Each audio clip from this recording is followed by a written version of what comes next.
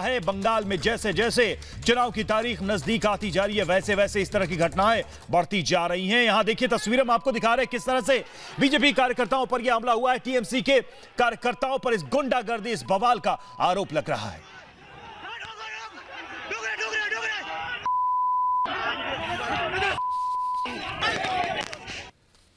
तो बीजेपी की जनसभा पर पथराव हुआ बंगाल में, और बड़ी बात यह कि जैसे जैसे चुनाव की तारीखें नजदीक आती हैं तो फिर बवाल और हिंसा की तस्वीरें बढ़ती जाती हैं। टीएमसी कार्यकर्ताओं ने यह हमला किया है। तस्वीरें आपके सामने किस तरीके से पहले पथराव किया, और ये 3 तस्वीरें बताती हैं कि क्या हिंसा के सहारे ही चुनाव जीतने की पूरी कोशिश, जोर आजमाइश इस वक्त बंगाल में हो रही है।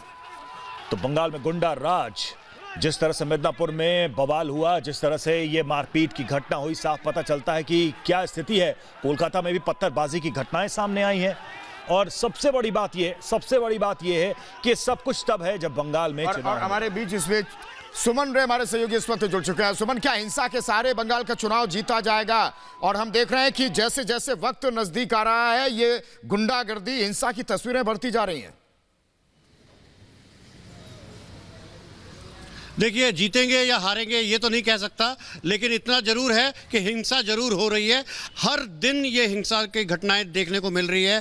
कल जब मैं दिलीप घोष के रैली में था, डेमोन्स्ट्रेशन के दौरान भी देखा गया, जब मैं उनसे इंटरव्यू करने वाला था, लाइव होने से पहले एक पत्थर आके मेरे पैर पे लगता है, और जो कि पूरा हमारे कैमरामैन सहयोगी अतनु नाग वो दिखाते हैं कि कैसे पत्थर आके लग रही है। राइट हैंड साइड से कुछ दुष्कृति या मिसक्रिएंट्स कह सकते हैं, वो लोग बड़े बड़े पत्थर। अब मैंने एक जिनको सर पे लगा था और बुरी तरह से घायल थे, उनसे मैंने बात भी किया, और वो उन्होंने साफ बताया कि वो जो उनको आइडेंटिफाई भी कर चुके थे।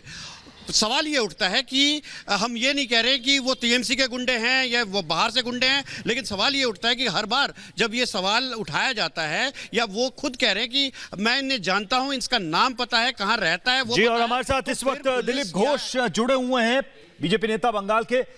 दिलीप जी, एक बार फिर से वही चीजें बंगाल में, ये बात किससे कही जाए? ममता सरकार से कहें, पुलिस से कहें, क्योंकि टीएमसी के ही कार्यकर्ता इस तरह के बवाल, इस तरह के हिंसा कर रहे हैं। देखिए, खुद ममता बनर्जी पुलिस मंत्री हैं, यहाँ गृह मंत्री हैं, तो इसलिए किसको कहें? उनके पार्टी के अंदर इतना झगड़ा है।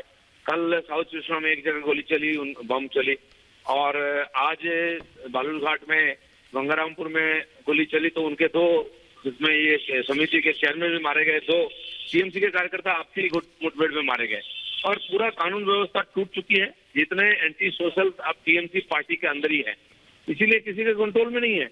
कल साउथ कोलकाता में हमारी जो रोड शो थी उस पर पथराव हुई, और काला झंडा डंडा सब चला।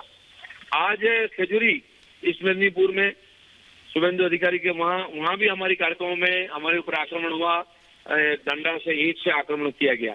तो एक तो जितना चुनाव नजदीक आ रहा है, टीएमसी का हारने का डर सता रहा है, इसलिए वो हिंसक हो रहे हैं।